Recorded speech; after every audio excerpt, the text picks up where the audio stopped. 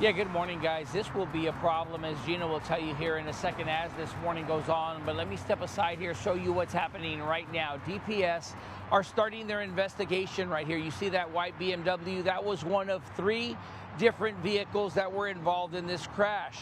Another was a blue SUV and a semi. Let's go to our AZ family drone to give you an eye of all three there. You see the SUV in the foreground there, and you see that semi over off the top. All three of those that were involved in this early morning crash here at the stack. What does that mean? Well, it is now closed down the 10 eastbound right before it. They're making people get off on 27th Avenue. They tell us so far that at least one person has died. We don't know how many people were taken to the hospital. We know that the driver of the semi is here on scene. He's talking with the DPS investigators, kind of giving them information. We saw damage on all three vehicles, Gina, and they were at first letting people off at the I-17 off-ramp. They have now took it all the way back to the 27th Avenue, and you saw the backup from the ADOT cameras, causing a lot of problems because it is used heavy this time of the morning. Well, and Gibby, the I-10 coming in from the West Valley is the busiest stretch of freeway in the entire Valley freeway system. You shut it down any time of the day, even this early in the morning. It's causing major problems. So let's continue our team coverage, my friend. Let's talk about this from a traffic standpoint. Let me give you a little different view. Here's the ADOT camera. So Gibby is reporting right here. Actually, there's Gibby right there. Hi, Gibby.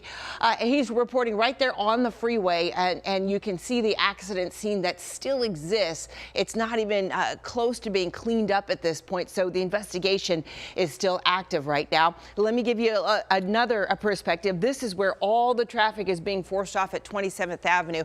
It might have been more convenient if everybody was able to get to the I-17, but you can see everybody's being pushed off to the surface street, 27th Avenue. You don't want to get caught up in this. Look at the red conditions.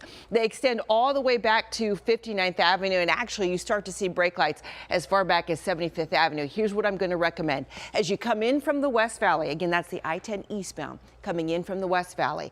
I think that by the time you get to the 202, that is where you exit the I-10.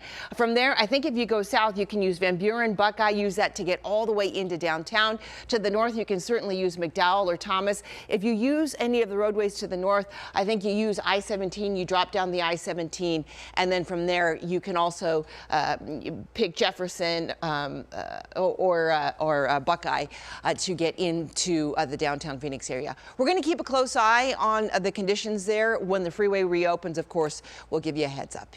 All right, Gina and Gibby, thanks so